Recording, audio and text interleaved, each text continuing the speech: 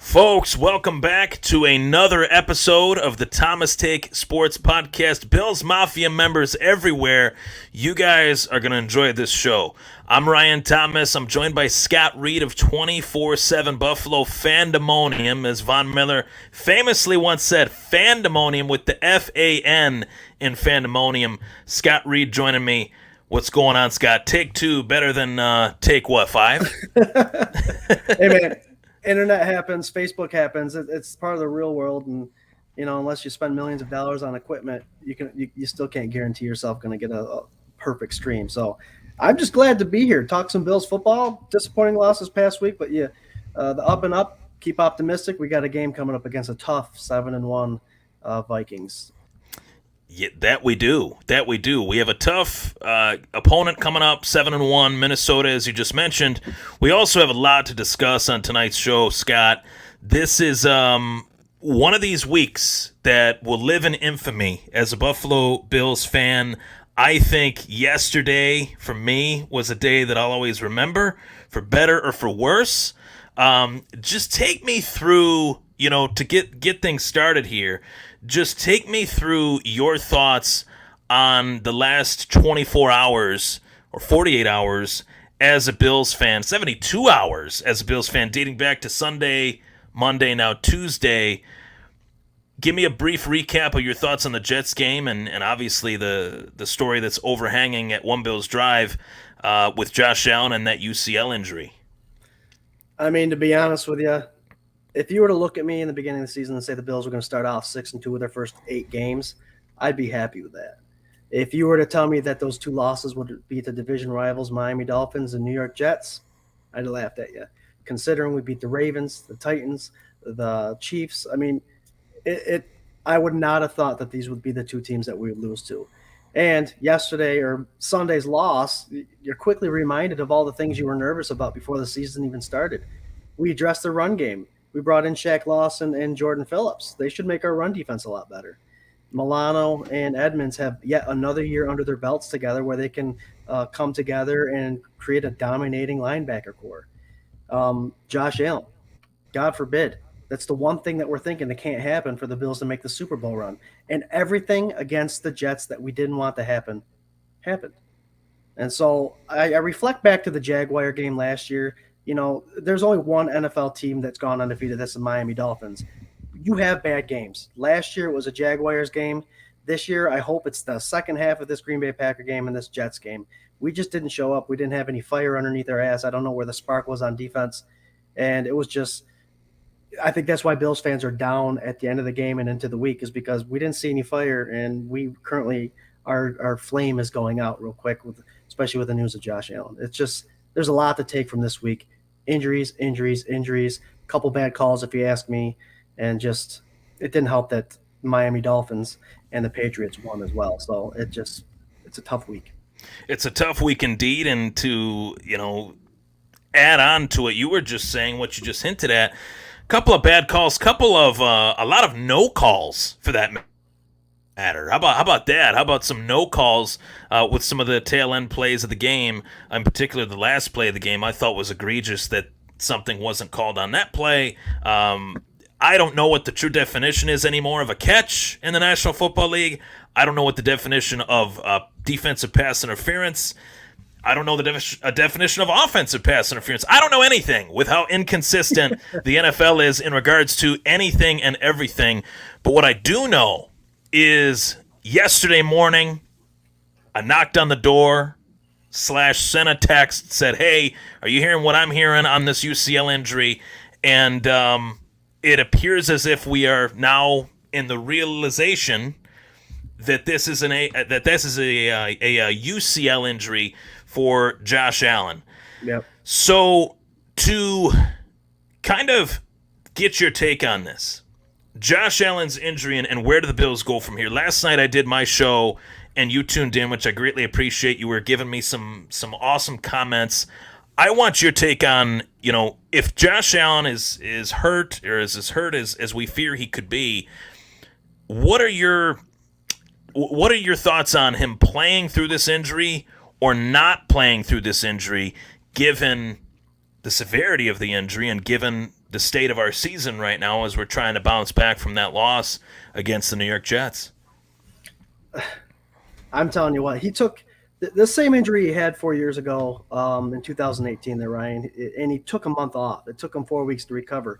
We don't know the severity of it yet. We don't know if it's a minor compared to what it was before or worse.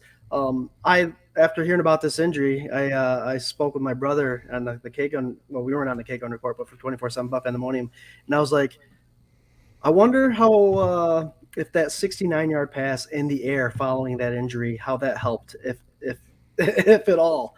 I mean, and I didn't know that statistically that's the farthest ball that's ever been thrown in an NFL game in the air, which is crazy. But Yeah. But we talk about it all the time, Swank, Jared, and I on the K-Gun report. Next man up, and if you have a backup quarterback, you want him to be able to win at least half the games that he has to come in and do. Sitting at 6-2 is not bad right now. If he was to miss a full month, if we lose them all at 6-6, not a good spot, but still we're at 500. I have faith in Case Keenum. I'm nervous as hell that Allen's injury is going to be a lot longer than it is, but you got to believe that the Bills brought in someone that can handle the duties if he was to have to play for a couple games. But I'm nervous as hell right now, Ryan, until I hear further news about Josh Allen.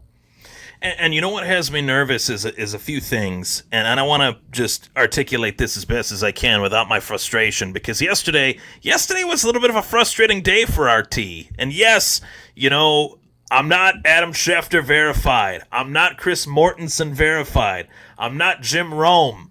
But I reached out. Somebody put a damn blue check next to your Twitter. Somebody give me something. I mean, somebody give me some credit. No one wanted to give me my shine, and that's okay. But what has me more frustrated is this debate that is in regards to the question that I asked you. And to your point, you feel as if, and I don't want to put words in your mouth, but you feel as if Josh Allen is too important long-term to the franchise to further risk Josh Allen being hurt far worse than what he is apparently right now. Is that am I getting that right? You're getting the fact that take the 4 weeks off if you have to. Take the 4 weeks off if you have to. That's all I'm trying to say, is that this issue with Josh Allen is going to be hanging over my head while I'm watching the games if he's out there. It's going to be hanging over your head if he's out there. And trust me, everyone knows now that Josh Allen is not at 100%, including the opposition that has freaks on the other side of the football like Danielle Hunter and former Buffalo Bill Harrison Phillips, to name a few. This is a horrible injury. This is one of the worst injuries that a quarterback could have, that a pitcher could have, that an athlete could have.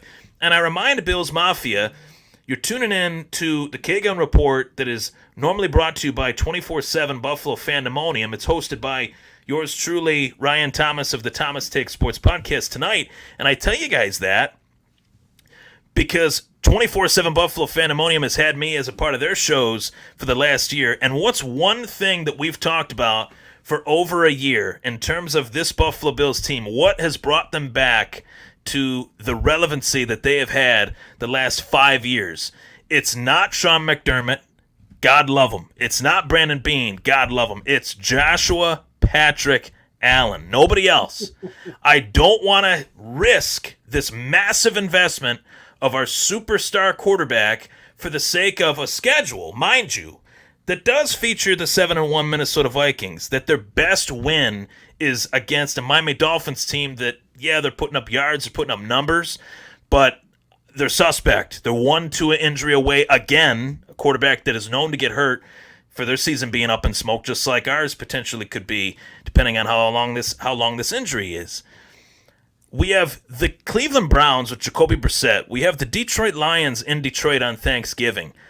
If you were to ask Case Keenum to start 3 games in a row, potentially, at most, let's just say, 3 games, best case scenario Allen is out for, I'm feeling pretty confident that Case Keenum could win 2 of those 3 games. And if he wins 2 of those 3 games, we're pretty well off with Allen coming back from an injury if, in fact, he's ready. I want your take on that. Case Keenum is the QB1.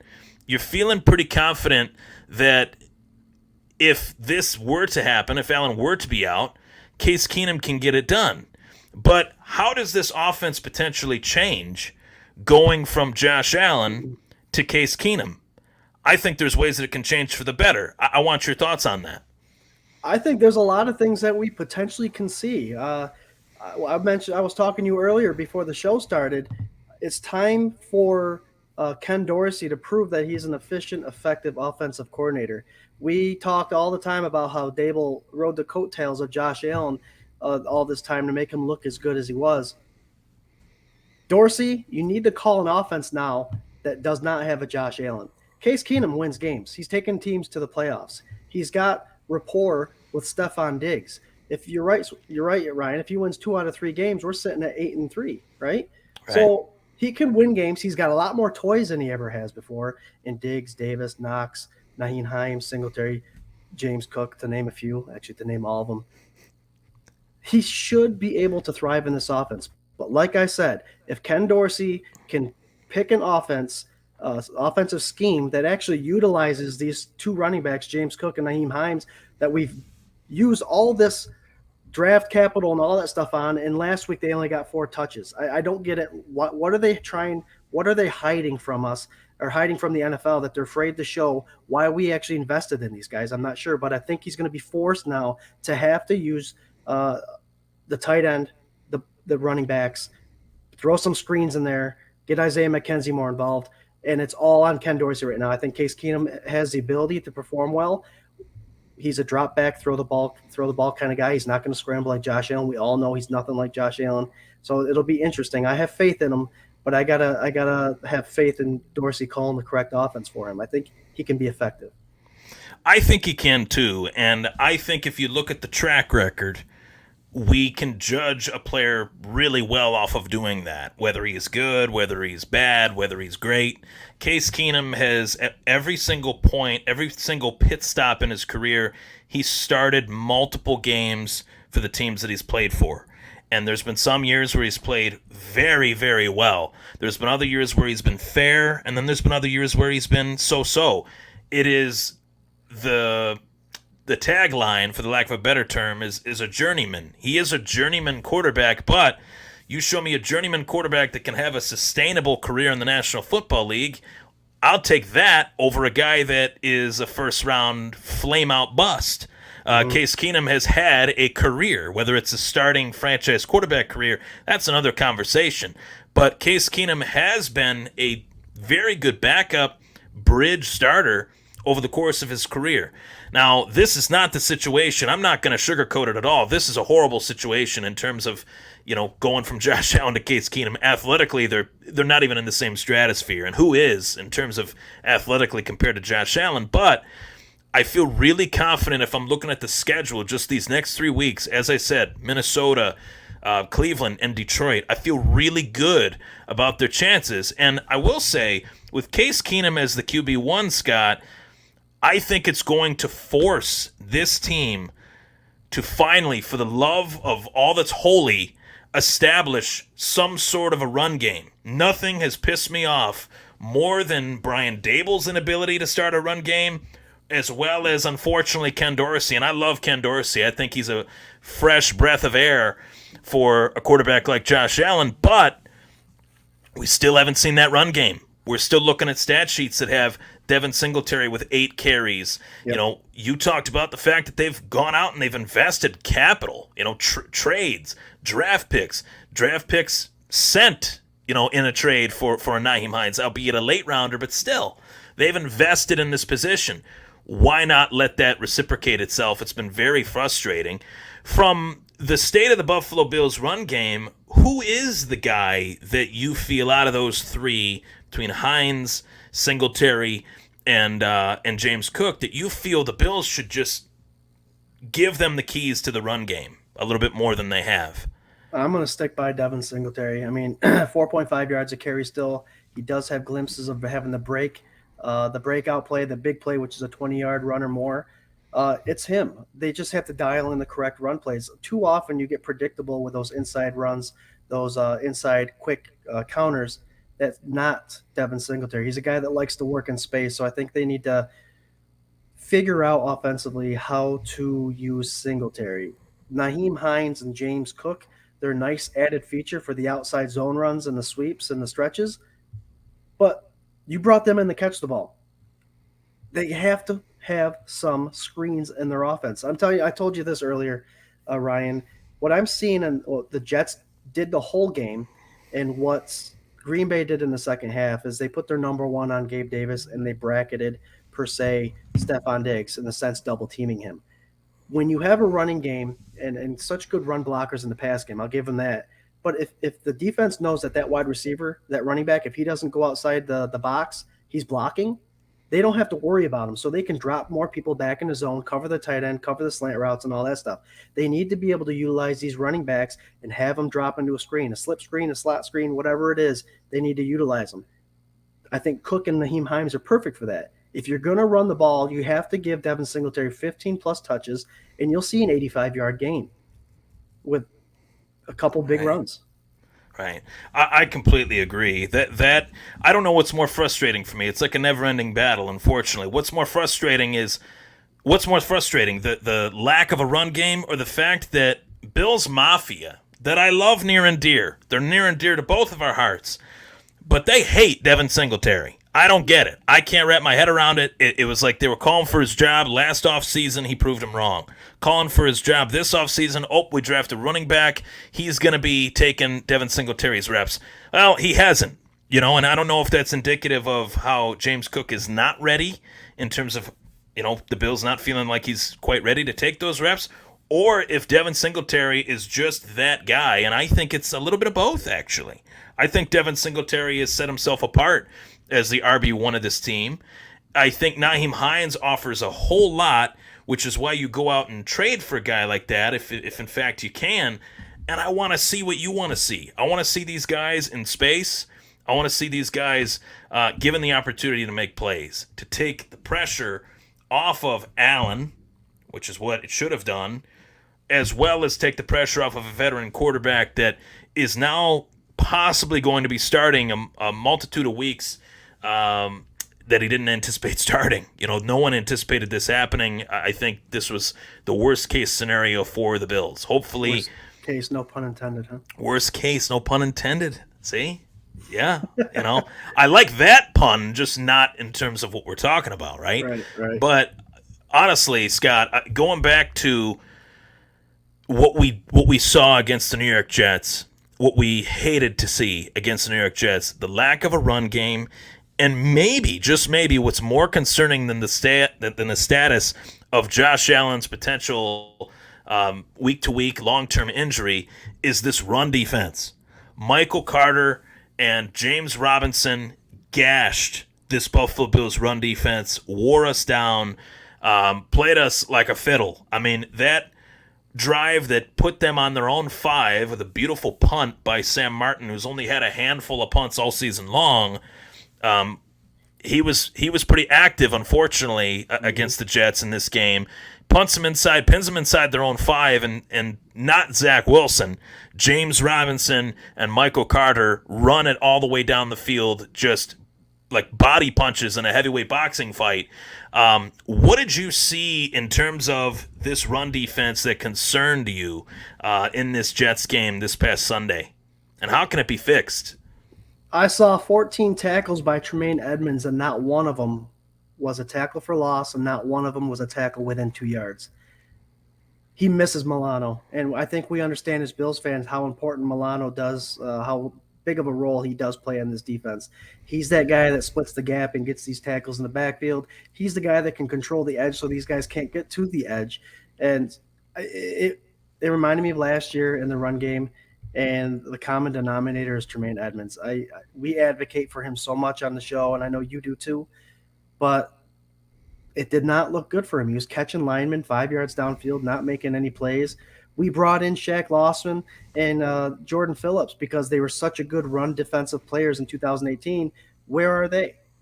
It just looked anemic. It didn't look like Leslie Frazier had a game plan for it because he played that 4-2 nickel most of the time there, Ryan, and I don't know why he can't bring in that extra linebacker. I know all week you plan and you have a game plan based on what you're going to do, but it almost looked like they were trying to stop Zach Wilson rather than stop the run game that we already know the New York Jets have.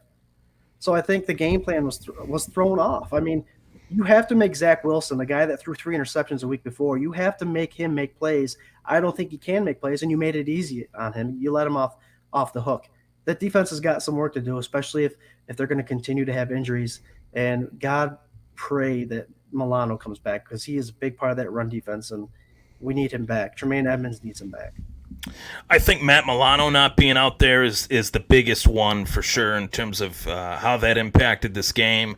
I am also extremely worried in the sense that if Gregory Rousseau is week to week, and they're saying he's week to week, that's a really tough injury for this defense, because I felt like Gregory Rousseau was finally, putting it all together with the tutelage of Vaughn.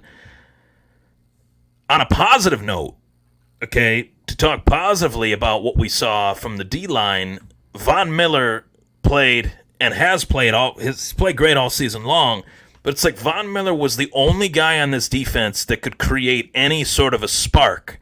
And it almost frustrated me in the sense that Von Miller's so new to this team. He's played for this team. This is his first season, obviously. No one else really stepped up on the defensive side outside of Von. And that's concerning to me, because these guys like Tremaine Edmonds, Ed Oliver, they've been on this team for a few years. They have to step up regardless of who's out, regardless of who's in, regardless of any of that. I want to see those guys make a big impact in this Minnesota Vikings game, regardless of whether Milano's in or out. I understand your point 100%. Matt Milano is a dog. He's a speed demon of a linebacker, and he makes big plays, especially in terms of run defense. This year, I think, has been his best year in terms of doing that. But we're talking about, specifically, you mentioned Tremaine Edmonds. And do you think that there is like light at the end of the tunnel for him? Do you think that we will see this guy turn a corner? Because it's just so, I think this year has been his best season, but it's still inconsistent in terms of what you referred to as 14 tackles, but none of them were for loss. The second level was reached by the opposition. Where is that quote-unquote middle linebacker gap integrity in terms of stopping the run that we expect from a fifth-year linebacker in the NFL? I saw Terrell Bernard hit a hole before Edmonds even started going that way. So I don't know if he's having a problem reading the guards, the off guard. We've had friends on the show, friends of the show, Mark Maddox and John Fina, both talk about Edmonds' game. And they both agree. Mark Maddox always said he needs to get a little bigger, a little smarter, but he will fit that role. And then Fina was talking about reading that offensive guard and being able to tell what the play is going to be before it even happens. And it doesn't seem like he's doing any of that stuff. So I don't know where the drop-off is. I think a lot of it comes in maybe studying other linebackers, studying yourself to see that maybe I am getting a slower step on these guys. Because it is. You can go back and watch the game, and you can see these guards, once they get to that second level, 3-4 yards out, untouched, you're dead man. You're up Schitt's Creek without a paddle, because that running back is gonna base what way he's going off just you and you alone. And if you can't square up and stop that guard before he gets 2 or 3 yards downfield, then it's going to be a heyday for any running back in the league. I don't care what team you are.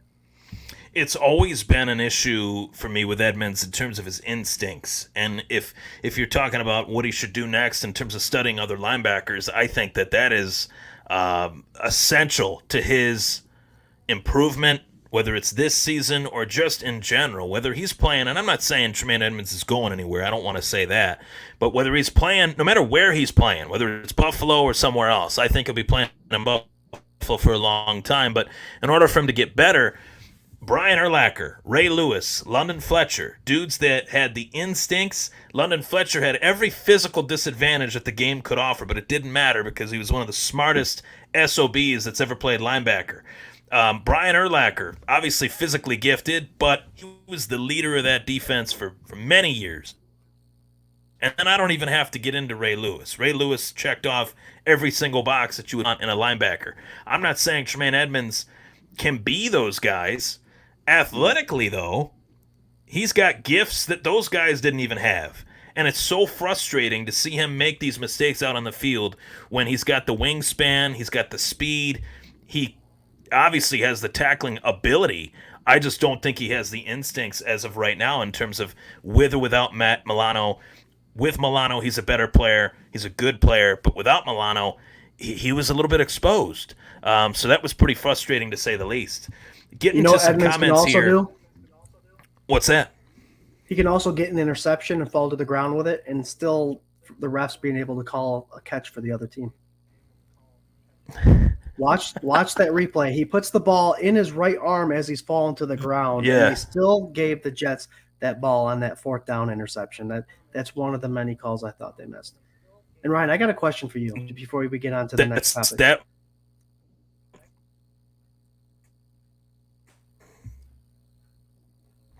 You there, bud? Sounds good. Yeah, I'm here. My question for Yep. you. So on punting, field goals, extra points, right? You're not allowed to put a man over the center, correct? You're not allowed to rush a center. You have to count, I think it's a 2-second or 1-second delay. That is correct. So why are you able to do a fake punt up the middle, up that center's ass, if you're not allowed to pursue that center as a defensive lineman? Don't you think that's a bit of an advantage? That's a lot of an advantage. And I'm sitting watching that moment in the game, and I'm thinking, is this just a free for all at this point? Like, is this just a league that consistently contradicts itself? Is this just a league that by season's end they'll say, well, back in week 9 or back in week 8 when this moment happened, all of these old owners that are kicking 80 years old in the teeth that barely know what's going on, frankly, they're going to all sit in this room and we're going to vote and see what is going to change about the NFL, and then it's a wash, rinse, repeat, never-ending cycle that it blows my mind that the NFL is still actually as successful as it is, despite the fact that it hasn't changed its ways really at all in terms of rules and making sure the rules are followed and making sure that the rules that they do want to have in the game are understandable for the hardcore fan, the casual fan, and just making the game more watchable. I don't understand it. I really don't. And I'm going off on a little bit of a tangent here in saying that, but I just can't believe there's moments in these games where I say to myself, I thought that wasn't allowed, or I thought that was a catch, or I thought that was, wasn't a holding call. Deion Dawkins gets called for holding on one of the greatest catches that Stephon Diggs has ever made in his career. And he's made a lot of them. But that's a moment to me. I'm watching that replay. He threw the guy to the ground. Straight up pancake block. But last I heard, football was not sunshine and rainbows, hugs and kisses. I mean, this is not a gentle sport. So if that is, a holding call, maybe unnecessary roughness, and even then I'd be like, wow. But that's a call in this soft NFL that I would expect. But holding, that one forced me to literally walk out of the room I was in. I couldn't take it anymore. I just couldn't do it. All those. And I actually, in walking out of that room, I didn't see the final play until I walked back into the room and everyone made a loud roar that there should have been pass interference on the last play of the game. I think that there needs to be plenty of rule changes in this league. I think they really need to look at each and every facet of a review, how things are reviewed, how things are looked over. I honestly don't know where to start because there's so many times that this happens on a week-to-week basis, not just in the Bills games and not just in calls that benefit the Bills. Granted, I wish the Bills would win every single game. We all do.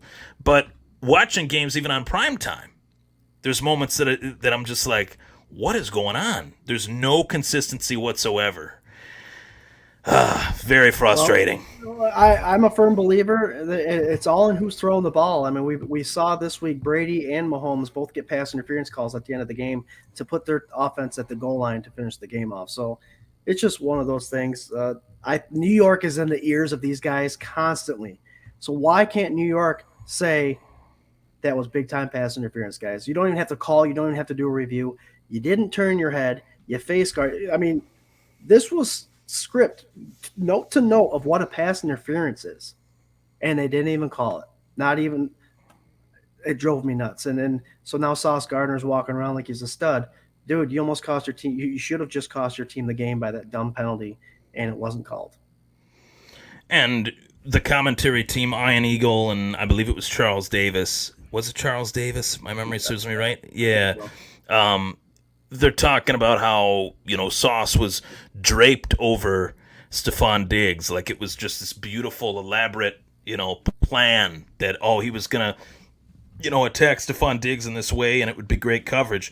Last I checked, and I don't, you can correct me if I'm wrong, but if the corner has his arms underneath the arms of the receiver, which obviously puts his arms in the face of the receiver so the receiver can't see the ball, and he does that well before the ball is even in the vicinity of himself and the receiver, that's pass interference. That's defensive pass interference. Not only that, he didn't even turn around for the ball. He No had his football head, move. looking at Stephon Diggs' face. There was no football move. That's the exact phrase I was about to say. That's no football move. No call. And, I think there were a lot of moments in this game that led it to be what it was. And whether there was no calls or not, there's a moment in the game that, Brendan Mann, he trips over the hold for the ball, the hold thingamajig for the ball. I'm drawing a blank on it, but you know what I mean. He trips over the holder. We'll just say that. And we get the ball in the really good field position, and Josh Allen throws one of the worst picks I've ever seen, let alone one from Josh Allen. And he was very frustrated. Jets get the ball back, and he's like, what the hell did I just do? And we've seen in these last 6 quarters, everybody's talking about the last 6 quarters, what's going on with Josh Allen, what's going on with this offense. I have a theory, and I talked to you about it. I talked about it yesterday on my show when I did the post game stuff. I have a theory in terms of Josh Allen's injury, and I want your take on it. I think that an injury as severe as this one doesn't just happen on a bang-bang type of play. I know Josh Allen throws the ball harder than anybody, can throw it farther than anybody, as well as harder than anybody.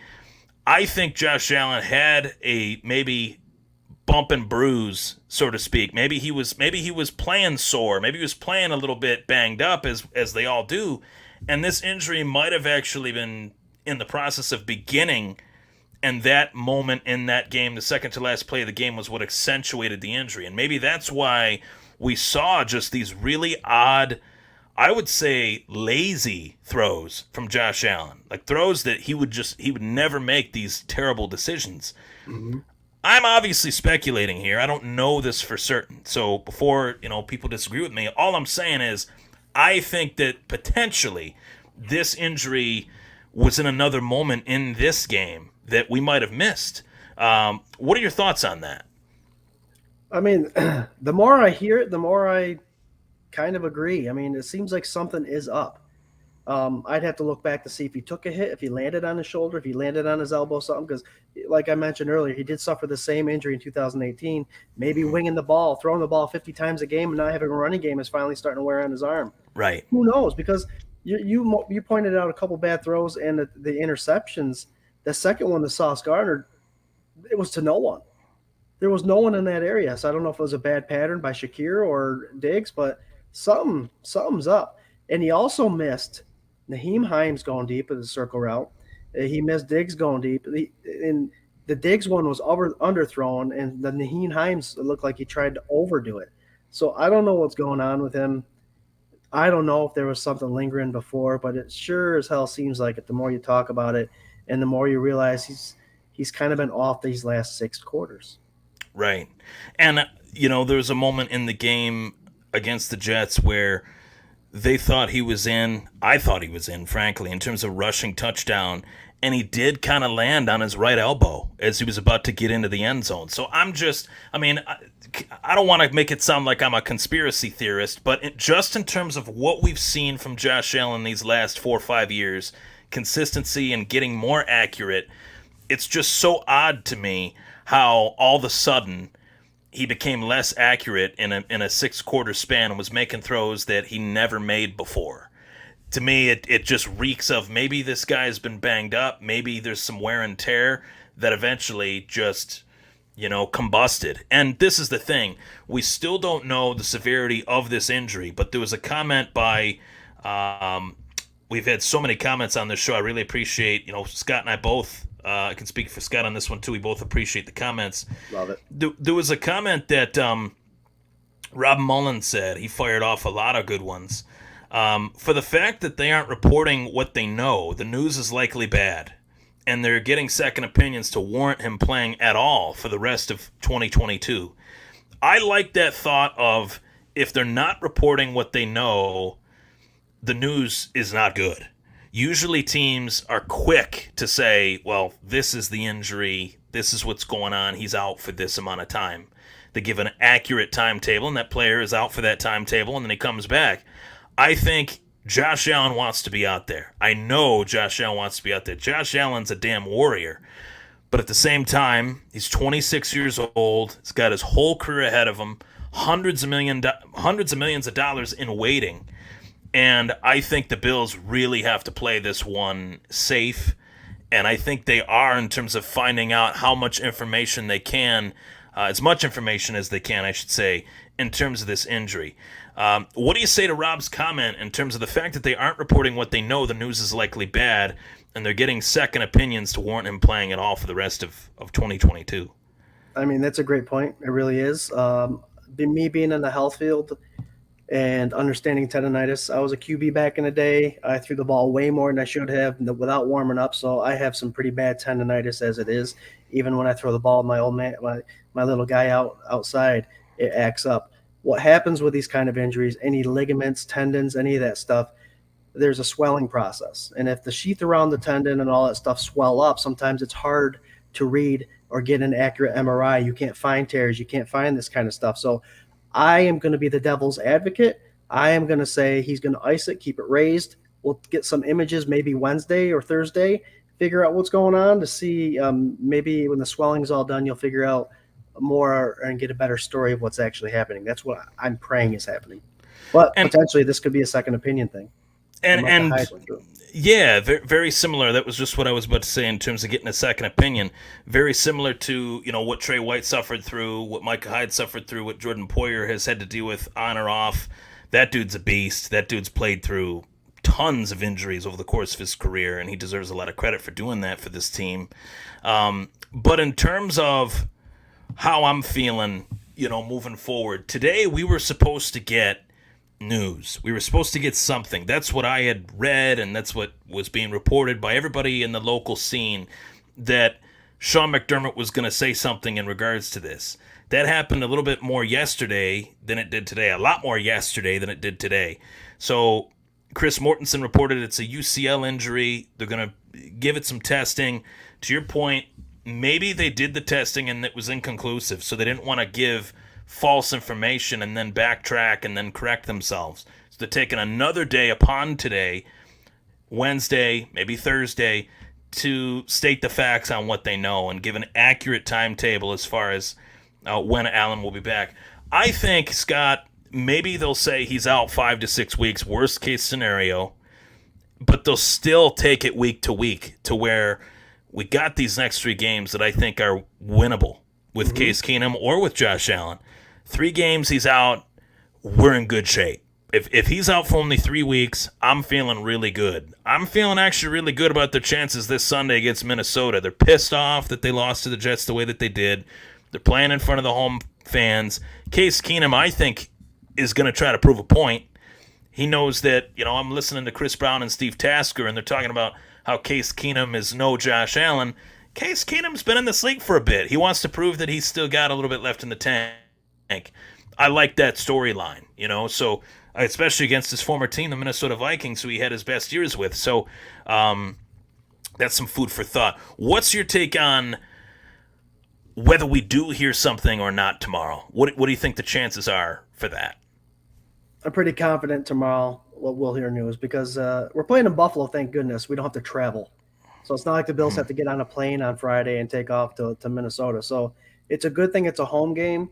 I think it allows, if Josh Allen had an arm injury, I think he'd be resting it anyway. So the fact that they're not rushing anything and getting a second opinion or another image today, I think that would work in our benefit is for Josh Allen. I think we will definitely hear tomorrow, probably around I think 11 o'clock is when McDermott hits the podium after practice. So that might be when we hear about it, unless Ryan Thomas from Thomas Take Sports Podcast has information.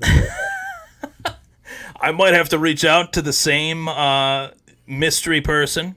That whole experience, man, and what you said to me off the air, I really appreciate. Just fill the people in, not to toot my own horn, but from your experience of seeing my stuff and having me on the show, I don't like to post things just to post things. That's not my style. If I was doing that, I wouldn't be doing what we're doing. We wouldn't be having this conversation, frankly. Right. So from seeing my stuff over the years, when I post something, you see it and you say to yourself, what do you say to yourself when you see something like that? It's got to know something. First thing right? I do is I hit up the boys at 24/7 Buff FANDEMONIUM, Swank and Jared, and I tell them, hey guys, this is what Ryan's got. Seriously, I mean, people understand us on 24/7 Buff FANDEMONIUM, and I know you as well. We don't go ahead. We're not one of those people that try to hear a story and put it out as soon as possible. We like to know that it's a credible story. We check with those content creators that we love to follow, and if we have an insider, then we have an insider. But when I saw you post that about the UCL injury and the potential of not good news coming along, I took it as truth, man. We spend a lot of time doing this stuff, doing research, enjoying the show, and the last thing we want to do is put a damper on any of our credibility. So when I saw that there were a couple comments of people throwing you under the bus and saying, you're getting people nervous, you're getting people scared, man, any Bills fan that watched that game and saw Josh Allen grab his elbow after that throw was scared, and that's the reality of it. The fact that you brought it to light and maybe had a little information saying it could be worse than we thought, it is what it is. Right. It is what it is. And I know, like I said, damn well, you would not put something out there unless you knew there was truth behind it. And I'm glad you did. And, it's one of those things. You're not going to put all this time and effort into creating what we love and what fans that listen to you love. And we're not going to chance the fact that we're going to start giving out false information. It's just not going to happen. And what's the one thing that Ryan Thomas would never want to post? It's that Josh Allen might have a UCL tear. Like, I didn't enjoy hearing that news. Like you said, I hear that news and then I say, oh my God, this is worse than I thought. Like, this is horrible. This is, I can't, and yes, I did panic because this guy is a hero to a lot of people. You can say that's corny all you want for the folks that think that it is, but guys like myself and Scott waited our whole lives to date for a guy like Josh Allen. And the fact that, he's banged up, the fact that, you have banged up Bills, Kyle Trimble writing these intricate articles on what a UCL tear is, and you had even Scott with his medical background explaining how crucial a UCL is in terms of a quarterback, a pitcher, an athlete. This is a big deal, guys. This isn't something that you want to just scoff at and assume that, he should be fine. No, I think silence does matter. I think no news is not good news. We need to hear something tomorrow. I'm losing sleep over this because this guy is the man. This is the guy that could lead us to the promised land. We all know that.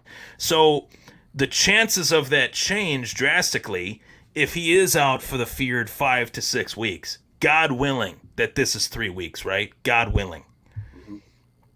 So, oh man, a lot of people agreeing with my assessment of maybe this was an injury that happened prior to when it did. Some people thinking that it was the hit by those that we shall not speak of. I'll never say his name. We'll say his name. It's almost like the Bucky Dent of the Buffalo Bills as of right now, to say the least. But moving on, what are your thoughts to preview of this Vikings game, whether Allen's in or not? We are getting back to health in terms of a positive storyline. Trey White is hopefully expected to be back this Sunday. I know that Matt Milano, they're saying that he was obviously out last week, but that was expected to be a week-to-week thing. But Sean McDermott seemed pretty confident that he could be back this upcoming week. How pivotal is it to have Trey White back as well as Matt Milano to this defense that is one of the best in the league? I think it's the hype factor there, Ryan.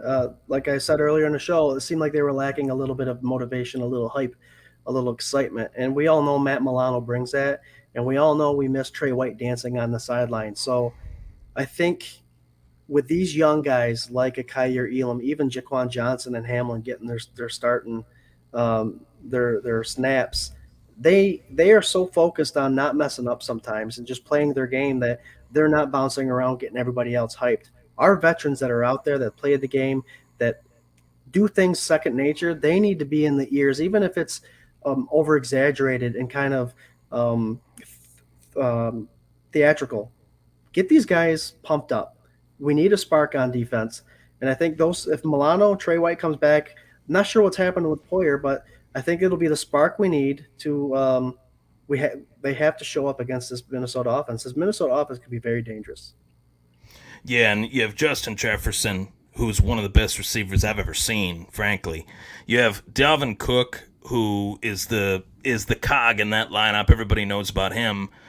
You have a new weapon in TJ Hawkinson, who I am just flabbergasted that Detroit traded him where they did for what they got.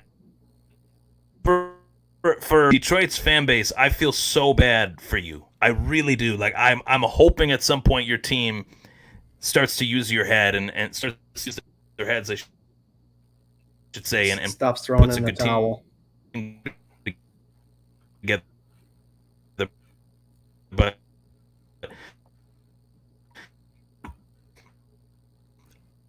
I didn't mention who they have as well.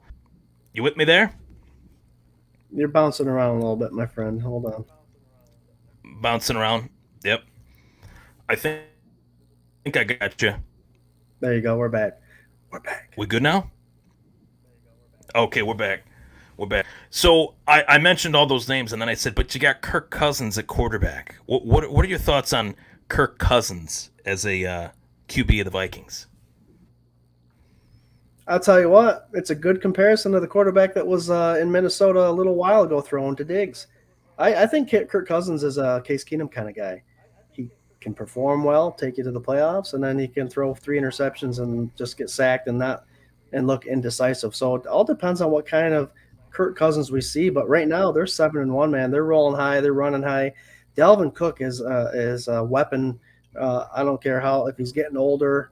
He's fast. He knows how to make those cuts. He knows how to hit the holes, the gaps. He could be very dangerous. And, of course, like you said, Justin Jefferson. I think with a bold prediction later, I don't know if we want to do a bold prediction later, but I think we'll see why the Minnesota Vikings traded Stephon Diggs. Obviously, they thought he had some locker room issues, but Justin Jefferson's for real. It's going to be one of those situations is you're not going to be able to stop him. You just hope to contain him. But this offense could be pretty dangerous. You know what? Why not? Why not bold predictions for this Vikings game? Do you got one for me? I got one. Very rare do I ever give credit to the opposing team, but I think this is going to be a game where you find out why the Buffalo Bills. You get confirmation of why the Buffalo Bills traded their first round draft pick for Stephon Diggs, and you're going to also see why the Minnesota Vikings traded Diggs for a first round. I think Justin Jefferson and Diggs are both going to have a touchdown, over 6 catches, and over 100 yards for both of them. I think it's going to be one of those, the stars have lined up, kind of. The guy they traded for is playing against the guy that they got, and it's going to be a hell of a performance by those 2 wide receivers. Plus, we didn't mention this. Case Keenum's going back to a team he used to play for with Diggs. So we thought we threw that one up. We didn't even consider that one. And Harrison Phillips is playing, so that's always going to be fun. Yeah, Horrible Harry back in town. His folks will be at the game. He's good people, man. His folks are good people too. I've had the chance to meet them, and they're great. I really, that's one guy that I wish didn't get away just because of how great a person he is. He's just fun to have in the community, but as well as a great player. So I'm feeling pretty confident in your bold prediction. I'm feeling pretty confident in mine that with or without Josh Allen, this Buffalo Bills defense, the train horn on 3rd down will be heard loud and clear by that defense. They're going to shut it down, I think. I think the Vikings offense will be stifled by the Buffalo Bills defense. I'm going 4 sacks at the very least, minimum. I'm going 6 sacks maximum for the Buffalo Bills defense. And, Gregory Rousseau, I'm hoping he's out there. They're saying he's week to week, but if not, I'm finally expecting and anticipating a big, big moment from Ed Oliver in this one. I think that this is a game that he could really shine and take advantage of, whether it's tackles for loss with the heavy run game from Minnesota, or pressuring Kirk Cousins, creating pressure up the middle of the pocket to allow Von Miller to get multiple sacks in this game. So Ed Oliver, my eyes are on you, Eddie O, and I'm feeling pretty good about his chances in this one. So any final thoughts for the folks at home? Thank you for tuning in, everybody. I really appreciate it. We really appreciate it. We do. Final thoughts is watch the game closely this week, fans. It's going to be interesting, especially if Josh Allen doesn't play.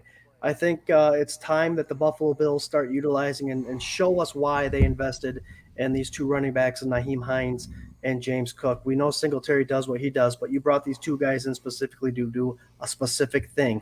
Now that Josh Allen might not play, you need to utilize their ability and help Case Keenum out as much as you can against this pretty good gosh darn defense. So it's going to be one of those games. I completely forgot, Ryan, that it's a home game, so I'm pretty pumped about that. I'm not going to the game, but Mafia, I'm telling you, if you're there and we're going to be missing our starting quarterback for a while, you need to make life miserable for Kirk Cousins. Not a mobile guy. He's able to manage a game. We need to put him on his back. So I'm just saying, enjoy this game. Let's find out what we have when Allen goes down. We bring in a backup quarterback to win half the games if he has to, and I think Case Keenum can do that. I can't wait for that 1 o'clock game. And also tune in to Sunday Sessions at 11:30 on 24/7 Buff Fandemonium. We always have one of our favorite guests. Actually, not a guest anymore. You're actually the show. Ryan Thomas from the Thomas Takes Sport podcast. Yeah, we love having you on Sunday Sessions, man. And it's our pregame show. So join in. We talk about the upcoming game, final thoughts. We go over the actives and inactives because we all know that's a very important thing, especially with the injuries that we have now. So it'll be interesting, and it's a great way to start the day off with a drink and talking with friends for sure. It's a great way to start off the Sunday for yours truly. I really enjoy hopping on with yourself and Swank each and every Sunday, Monday or Thursday, as I like to say, depending on when the Bills are playing. It just makes the week. It makes the anticipation of the matchup that much greater. So, Scott, greatly appreciate doing the show with you once again. The K-Gun Report. This is the second collaboration of this type of show where I'm playing host, Scott's playing guest, but we're bouncing ideas back and forth on all theories Buffalo Bills and what's going on at One Bills Drive. Really appreciate you guys tuning in and firing away your takes and your comments in the comment section. We had as many as 50 people on here at one time, which is always appreciated. So, Scott, I think this is going to be a very interesting week. I know we're going to be talking throughout the rest of this week leading into Sunday, and I greatly appreciate being on the show with you tonight, buddy. Real quick, Ryan, I want to thank you again for having me on the show and being so flexible when things kind of go a different path as far as the K-Gun Report and 24/7 Buff Fandemonium go. And I also want to throw this out there. If Ryan Thomas from the Thomas Take Sports podcast posts anything on Twitter or Facebook, don't click next or move on. He's not going to throw his career and his love for the Buffalo Bills and the love of doing this away just for misinformation. He knows what he's talking about, and he's very credible. So, Ryan, I'm with you, man. When I saw that news yesterday, I didn't doubt in my mind that you knew that you had some intel that I took serious. I greatly appreciate you saying that, Scott. You know, I can take a grenade or two. You know, I'm part Irish, part Italian. I mean, that's a potent mixture, right? So when people are firing grenades at me in the comments section, you know, I can take it. But I appreciate the confirmation from one Scott Reed of 24/7 Buff Fandemonium that yesterday's news should be taken very seriously. Yeah. This guy's our savior. This guy's the man. He's the favorite son of the city of Buffalo, the Western New York region, and Bills Mafia everywhere. Girls love him. Men want to be him. And he's the man. He's a rock star. So God willing that he's playing out there on Sunday healthy, not banged up. If he's banged up, rest. Get your rest and come back healthy in a couple weeks. We can have faith in Case Keenum for now, right? Yeah, and for those praying folk out there, say an extra prayer for Josh Allen. It's not only an injury that could affect the season, but the man, this is his career, and he signed a 6-year contract. He's got a commitment to our Buffalo Bills. So it's not just a game. It's his life. It's his life, and I hope the best for him, and I hope it's not as bad as it seems like it might be. I couldn't agree more. So, with that being said, he's Scott Reed. You can follow him at Scott247BF on Twitter. I'm Ryan Thomas. You can follow me at Ryan Thomas Take on Twitter, and stay tuned for Sunday sessions with myself, Scott Reed, and Swank. We're gonna have a fun time as always. Bills Mafia. Keep Josh Allen in your thoughts and prayers. Let's protect that elbow. Lord, please. Let Josh be safe. Take care, everybody. All right. Go Bills. Go Bills. Last and certainly not least, go Bills.